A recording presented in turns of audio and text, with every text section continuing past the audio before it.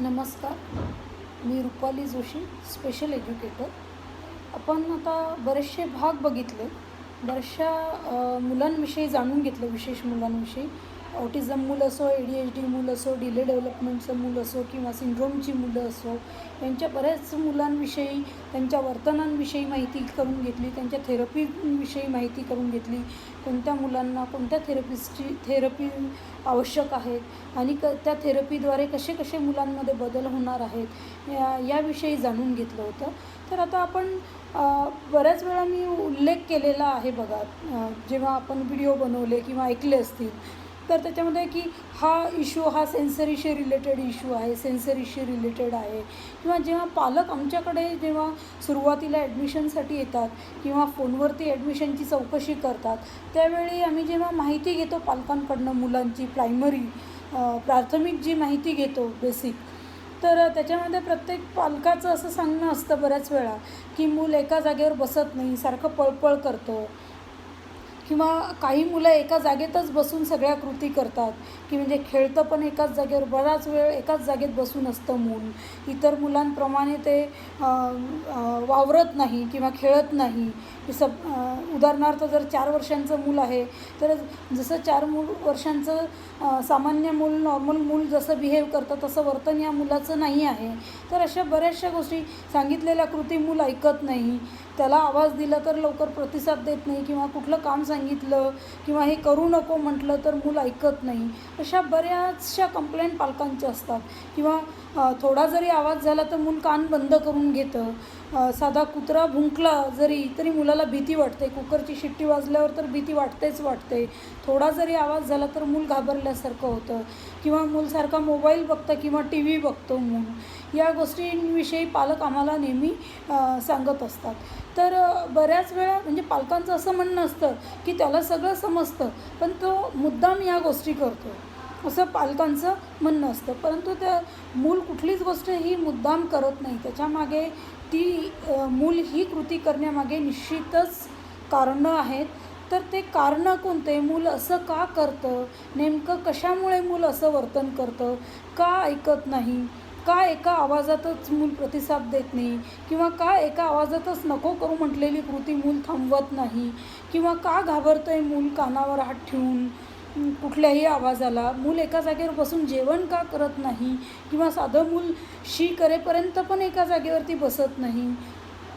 तर या गोष्टी का बरं आहेत मुलांच्या, तर हे असं वर्तन मुलांचं का आहे याविषयी आपण आज जाणून घेऊया. तर हे मूल असं वर्तन करण्यामागचं कारण म्हणजे मुलामध्ये असलेले सेन्सरी इश्यू आहेत. बऱ्याच व्हिडिओजमध्ये तुम्ही माझं तोंडून ऐकलं असेल की हा सेन्सरीशी रिलेटेड इश्यू आहे, सेन्सरीशी रिलेटेड इश्यू आहे. तर या सगळ्या गोष्टी या सेन्सरीशी रिलेटेड आहेत मुलांच्या. त्यामुळे मूल असं वर्तन करत असतं. मूल मुद्दाम हे वर्तन करत नाही. हे पालकांनी व्यवस्थित समजून घ्यावं की मूल हेतुपुरस्सर किंवा मुद्दाम हे वर्तन करत नाही. बऱ्याच वेळा ADHD मूल करतात, हेतुपुरस्सर वर्तन असतात त्यांचे, बिहेवियर प्रॉब्लेम, की समोरचा व्यक्ती चिडावा, त्यांनी राग करावा आणि आपल्याला करत असलेल्या कृतीतनं पळ काढण्यासाठी ते मूल असं वर्तन करत असतं. पण सगळीच मुलं किंवा बाकीचे पण वर्तन त्याचे सगळेच मुद्दामून आहेत असा अर्थ होत नाही. तर त्याच्यामागे हे सेन्सरी इश्यू आहेत. तर सेन्सरी इश्यू म्हणजे नेमकं काय याविषयी आपण जाणून घेऊया. सेन्सरी इश्यू म्हणजे नेमके सेन्सरी प्रोसेसिंग डिसऑर्डर असतं किंवा सेन्सरी डिस्फंक्शनिंग. म्हणजेच नेमकं काय याविषयी आपण आज माहिती घेऊया. सेन्सरी डिस्फंक्शनिंग म्हणजे काय किंवा सेन्सरी प्रोसेसिंग डिसऑर्डर म्हणजे काय. तर आपले हे 5 ज्ञानेंद्रिय आहेत. डोळे आहेत, कान आहे, नाक आहे, जीभ आहे, त्वचा आहे. या 5 ज्ञानेंद्रियांद्वारे आपलं दैनंदिन कृती आपल्या चालू असतात. आपल्या सभोवताली, आपल्या अवतीभोवती जे वातावरण असतं त्याच्यातून आपण या 5 ज्ञानेंद्रियांचा वापर करून अनेक गोष्टी, अनेक संकल्पना, अनेक कन्सेप्ट आपल्या क्लिअर करत असतो. तर हे 5 ज्ञानेंद्रिय आपल्याला बऱ्याच गोष्टी शिकवत असतात. आपल्या सभोवतालच्या वातावरणातनं असेल, आपण जिथे कुठे जाऊ, जे काय ऐकू, कानाने, डोळ्यांनी बघू, नाकाने वास घेऊ, जिभेने चव घेऊ, त्वचेने स्पर्श घेऊ, या सगळ्या गोष्टींद्वारे आपण अनेक गोष्टींचं ज्ञान प्राप्त करत असतो, अनेक गोष्टी यातनं शिकत असतो. तर जेव्हा मुलांचे या 5ही ज्ञानेंद्रियांचं कार्य व्यवस्थितरित्या चालत नाही, त्यावेळी त्याला सेन्सरी प्रोसेसिंग डिसऑर्डर म्हटलं जातं किंवा सेन्सरी डिसफंक्शनिंग म्हटलं जातं. डिसफंक्शनिंग म्हणजे कार्य व्यवस्थित न होणे. जेव्हा या 5ही सेन्सरी अवयव जे सेन्स ऑर्गन जे आहेत आपले, तर त्यांचं कार्य व्यवस्थितरित्या जेव्हा चालत नसतं, त्यावेळी सेन्सरी प्रोसेसिंग डिसऑर्डर मुलांमध्ये आपल्याला दिसून येतं. आणि म्हणून मूल हे असं वर्तन करतं, मुद्दामून मूल करत नाही, त्याच्यामागे सेन्सरी प्रोसेसिंग डिसऑर्डर हे कारण आहे.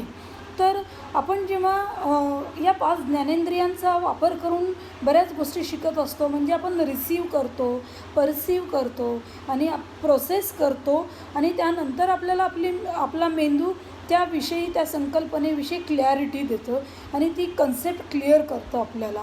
परंतु या मुलांचं या सेन्स ऑर्गनमध्येच जर अडथळा आहे किंवा हे सेन्स ऑर्गन व्यवस्थितरित्या काम करत नाही आहे, यांचं फंक्शनिंग व्यवस्थित नाही आहे, कार्य व्यवस्थित चालत नाही आहे, तर हे काम मुलाला या कन्सेप्ट क्लिअर होणार नाहीत. म्हणजे मुलाला दिसतं आहे, मूल बघतं आहे, मूल आपण काय बोलतो आहे ते पण ऐकतं आहे, परंतु त्याच्या कन्सेप्ट क्लिअर होत नाही आहे. मुलाला ती गोष्ट आपण खूप सांगतो आहे. आता साधं जर बॉलचं उदाहरण जर घ्यायचं म्हटलं, तर आपण जेव्हा बॉल घेतो तर त्यावेळी बॉल हातामध्ये घेतल्यानंतर बॉलचा रंग कोणता आहे हे पण बघतो. आपल्या डोळ्यांनी ते डोळ्याच्या सेन्स ऑर्गनचा आपण तिथे डोळ्याचा वापर करतो. त्याचा रंग कोणता आहे, त्याचा आकार कोणता आहे हे पण आपण डोळ्यांनी बघतो. आणि बॉल जर आपण तो खाली टाकला तर त्याचा आवाजावरनं आपण ओळखतो की बॉल हा रबरी आहे की प्लास्टिकचा आहे. तर हे आपले सेन्स ऑर्गन अशा प्रकारे आपल्याला बरीचशी माहिती देतात. तर या सेन्स ऑर्गनमध्ये जेव्हा डिफॉर्मिटी येते किंवा काही याचं फंक्शनिंग व्यवस्थित होत नाही, याचं कार्य व्यवस्थित होत नाही, त्यावेळी मुलांना या सगळ्या गोष्टी दिसतात, मुलं या गोष्टी अनुभवतात, परंतु त्याची माहिती ब्रेनपर्यंत व्यवस्थितरित्या जात नाही आहे. ब्रेनमध्ये त्या माहितीचं प्रोसेसिंग व्यवस्थित होत नाही आहे. म्हणून मुलांना या गोष्टी किंवा या कन्सेप्ट, या संकल्पना मुलांना क्लिअर होत नाहीत आणि कन्सेप्ट बिल्ड होत नाहीत, मुलांच्या संकल्पना क्लिअर होत नाहीत. तर म्हणून सेन्सरी प्रोसेसिंग डिसऑर्डर असल्यामुळे मुलांमध्ये या सगळ्या गोष्टी आपल्याला लॅकिंग दिसतात. मूल मुद्दामून ह्या कृती करत नाही. तर अशा प्रकारे आपले सेन्स ऑर्गन काम करत असतात आणि आपण आपलं कार्य अशा प्रकारे सेन्स ऑर्गनद्वारे आपण अनेक गोष्टी, आपल्या अवतीभोवती असणाऱ्या अनेक गोष्टीतनं आपण ज्ञान प्राप्त करत असतो आणि त्यातनं माहिती मिळत असते. म्हणून मुलांना या छोट्या छोट्या संकल्पना, त्यांच्या सेन्सरी प्रोसेसिंग डिसऑर्डर असल्यामुळे साध्या साध्या सूचना असतात की इकडे ये, इथे बस, वरती बघ, खाली बस, या साध्या सूचनासुद्धा मूल समजू शकत नाही किंवा फॉलो करत नाही तुम्ही म्हणता. त्याच्या मागचं रिझन हे सेन्सरी प्रोसेसिंग डिसऑर्डर आहे किंवा सेन्सरी डिसफंक्शनिंग आहे, की साध्या सूचनासुद्धा मूल फॉलो करत नाही आहे. किंवा मी सांगितलं जा माझा मोबाईल घेऊन ये, किंवा ग्लासवर पाणी घे, किंवा हा ग्लास आहे आणि हा ग्लास पकडून पाणी पी, ह्या साध्या गोष्टी असतात. आपल्यासाठी अगदी खूप साध्या गोष्टी आहेत, सामान्य लोकांसाठी, सामान्य मुलांसाठी. पण विशेष मुलांसाठी या गोष्टी त्यांच्या नजरेला दिसतात, परंतु मेंदूपर्यंत त्याच्या ज्या सूचना आहेत, मेंदूपर्यंत त्या ज्या कन्सेप्ट आहेत किंवा रिसीव करणे आहे, परसीव करणे आहे आणि प्रोसेसिंग करणे आहे, या ही जी प्रोसेस आहे त्याच्यामध्ये डिफॉर्मिटी असल्यामुळे त्या कन्सेप्ट मुलांच्या क्लिअर होत नाहीत आणि मूल ह्या सूचना समजू शकत नाही.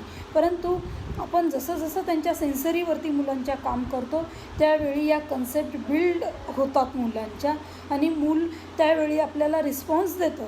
हे आता तुम्ही पालक जेव्हा अनुभवता, तुम्ही जेव्हा आमच्याकडे सुरुवातीला थेरपी घ्यायला येता त्यावेळी तुम्ही जेव्हा या कंप्लेन आमच्याकडे करतात आणि मग बदल झालेले सुद्धा तुम्हीच आम्हाला सांगता की अगोदर तो असं ऐकत नव्हता किंवा त्याच्या आवाजाला रिस्पॉन्स देत नव्हता, त्याला कितीही आम्ही आवाज द्यायचो परंतु तो मुद्दामच बघत नव्हता. तर नंतर जेव्हा आपण त्याच्या या सगळ्या गोष्टींवरती काम करतो त्यावेळी त्याच्यामध्ये आपल्याला हे बदल झालेले दिसतात आणि तुम्ही स्वतःच तोंडाने सांगता की मॅम त्याच्यामध्ये हे बदल झालेले आहेत, तो अगोदर असं करत नव्हता, आता असं करताना दिसतो आहे आपल्याला मूल. तर ह्या हे जे अडथळे आहेत हे सेन्सरीवरती जेव्हा आपण मुलांच्या काम करतो त्यावेळी आपल्याला बऱ्यापैकी कमी झालेले दिसतात आणि मुलांमध्ये ग्रॅज्युअली आपल्याला रिझल्ट येताना दिसतो. तर अशा प्रकारे सेन्सरी प्रोसेसिंग डिसऑर्डर जर असेल तर मूल साध्या सूचना समजू शकत नाही. तर त्यांना म्हणजे साध्या गोष्टी असतात. साध्या बॉलचा आकार गोल आहे किंवा रंग लाल आहे, सफरचंद लाल रंगाचं आहे, टोमॅटो लाल आहे, आपण खूप वर्ष मुलाला सांगतो आहे, पण या कन्सेप्ट त्याला काही समजतच नाही आहे, या कन्सेप्ट त्याला क्लिअरच होत नाही आहेत. कारण त्याच्या मेंदूपर्यंत ही जी माहिती जाती आहे, एकतर ती माहिती त्याच्या मेंदूपर्यंत जातच नाही आहे, व्यवस्थितरित्या पोचतच नाही आहे, किंवा ती माहिती पोचती आहे ती अर्धवट पोचती आहे, किंवा माहिती पोचताना काहीतरी अडथळा येतो आहे. या कारणांमुळे ती माहिती व्यवस्थितरित्या मेंदूपर्यंत जात नाही आहे आणि मेंदू व्यवस्थित प्रोसेसिंग करू शकत नाही आहे की मूल काय बघतं आहे, काय दिसतं आहे, त्याला काय चव घेतं आहे, त्याला आवाज कसले येत आहेत किंवा वास कशाचा आहे, हा वास चांगला आहे की खराब आहे, सुगंधित आहे की कसा आहे वास, किंवा चव आपण जे खातो आहे. बऱ्याच वेळा तुम्ही लोक सांगता की मूल साबणसुद्धा चाटतं, साबणेचा फेस झालेला ते सुद्धा चाटतं, किंवा त्याला खायच्या वस्तू कोणत्या आहेत आणि बिना खाण्याच्या गोष्टी कोणत्या आहेत हे पण मूल समजू शकत नाही आहे. तर या सगळ्यांच्या मागे मुलाचं सेन्सरी प्रोसेसिंग डिसऑर्डर आहे. तर या गोष्टी मुलाच्या नजरेच्या समोर आहेत, मूल अनुभवतं आहे, पण मेंदूपर्यंत व्यवस्थित सूचना जात नाही आहेत मुलाच्या, म्हणून मूल त्या गोष्टी समजू शकत नाही आहे, त्याच्या कन्सेप्ट त्या ठिकाणी क्लिअर होत नाही आहे की हे सफरचंद लाल रंगाचं आहे, त्याला सफरचंद म्हटलं जातं, याचा आकार गोल आहे, हा टोमॅटो आहे. आता गोल अनेक गोष्टी आहेत, परंतु मूल त्याला जनरलाइज करू शकत नाही आहे. अनेक रंगाच्या लाल वस्तू आहेत, पण मूल त्याला समजू शकत नाही आहे. तर त्याच्यामागे हे सगळं सेन्सरी डिस्फंक्शनिंग आहे. तर त्यामुळे आपण जेव्हा सेन्सरीवरती काम करतो तर या गोष्टींमध्ये मुलाच्या बदल झालेले आपल्याला दिसतात आणि मुलाच्या हळूहळू कन्सेप्ट क्लिअर होताना आपल्याला दिसतात. मग मूल साध्या सूचना समजू लागतं. साध्या सूचना समजून मूल ते फॉलो करण्याचा प्रयत्न करतं आणि हळूहळू प्रयत्न करत मूल साध्या सूचना फॉलो करतं आणि एक वेळ अशी येते की मुलाला आपल्याला कुठलीही सूचना देण्याची गरज पडत नाही. मूल स्वतः त्याच्या कन्सेप्ट क्लिअर झालेल्या असतात आणि मूल त्या कृती स्वतः करतं. त्याचं जेव्हा त्याला ह्या प्रोसेसिंग डिसऑर्डरमध्ये जो डिसफंक्शनिंग झालेलं असतं त्याच्यातले अडथळे जेव्हा दूर होतात त्यावेळी मुलाच्या कन्सेप्ट क्लिअर होतात आणि मूल इंडिपेंडंट होताना आपल्याला दिसतं. म्हणून सेन्सरी इश्यू आणि सेन्सरीवरती काम करणं, मग सेन्सरी इंटिग्रेशन डिस्फंक्शनिंग असं पण त्याला म्हटलं जातं. तर सेन्सरी इंटिग्रेशन काय आहे हे आपण ऐकलं होतं. सेन्सरी इंटिग्रेशन म्हणजे आपले हे पाचही ज्ञानेंद्रिय एका वेळी काम करतात, परंतु या मुलांचे पाचही ज्ञानेंद्रिय एका वेळी बऱ्याच वेळा काम करताना आपल्याला दिसत नाही. जसं की मागे मी उदाहरण दिलं होतं की आपण टी व्ही बघताना किंवा मोबाईल बघताना जेवण करतो आहे, त्या जेवणाची चव पण घेतो आहे आपण जिभेने, बरोबर आहे की नाही. आणि मोबाईल बघतो आहे किंवा टी व्ही बघतो आहे म्हणजे आपण विजन सेन्सचा वापर त्या ठिकाणी पण करतो आहे. मग विजन सेन्सचा वापर करत असताना आपण त्याचे रंग बघतो आहे, त्याचे आकार बघतो आहे, कोण आहे, आपल्या बऱ्याचशा कन्सेप्ट विजननी क्लिअर होतात आणि त्यासोबत ऐकत पण असतो. आपला ऑडिटरी सेन्स पण तिथे काम करतो ऐकत असताना की समोरचा व्यक्ती काय बोलतं आहे किंवा टी व्हीमध्ये मोबाईलमध्ये काय बोलणं चालू आहे हे आपण ऐकतोसुद्धा. आणि पदार्थ काही खातो आहे तर त्याची चव पण घेतो आहे.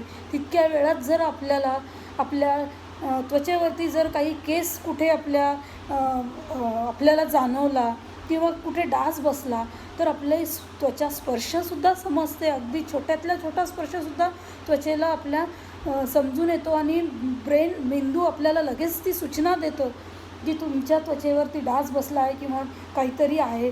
आपण लगेच त्याचा विरोध किंवा त्याला बाजूला सारण्याचा प्रयत्न करतो. तर अशा प्रकारे आपले ह्या पाचही ऑर्गन्स जे आहे सेन्स ऑर्गन्स हे काम करतात, पण या मुलांचे तसं 5ही ऑर्गन्स एका वेळी काम करत नाही. इंटिग्रेशन म्हणजे एकत्रितरित्या काम करणे, म्हणून याला सेन्सरी इंटिग्रेशन डिसफंक्शनिंगसुद्धा म्हटलं जातं. सेन्सरी ऑर्गन एकत्रितरित्या काम करत नाहीत असं त्याचा अर्थ होतो. तर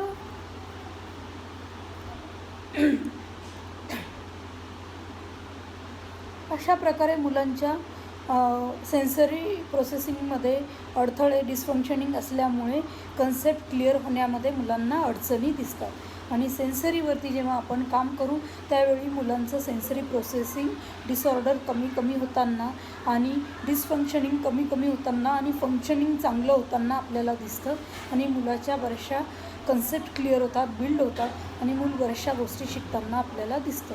तर हा सेन्सरी प्रोसेसिंग डिसऑर्डर किंवा सेन्सरी इशू किंवा हे सेन्सरी प्रोसेसिंग हा खूप मोठा चॅप्टर आहे. खूप कन्सेप्ट आहेत, खूप गोष्टी आहेत त्याच्यामध्ये. तर आपण ऑटिझममध्ये सुद्धा बघतो, ADHD मुलांमध्ये सुद्धा बघतो आणि डिले डेव्हलपमेंट असलेल्या मुलांमध्ये बघतो, सिंड्रोम असलेल्या मुलांमध्ये पण सेन्सरी प्रोसेसिंगचं डिसफंक्शनिंग आपल्याला दिसून येतं. तर ज्यावेळी आपण या सगळ्या मुलांवरती सेन्सरीच्या काम करतो त्यावेळी मुलांमध्ये बदल होताना आपल्याला निश्चितच दिसतात आणि मुलांमध्ये 100% बदल होऊ शकतात. याची मी अगदी डे 1पासून माहिती सांगते आहे की मुलांमध्ये छान बदल होऊ शकतात. फक्त तुम्ही ॲप्रोच व्हा, स्पेशल एज्युकेशनची मदत घ्या.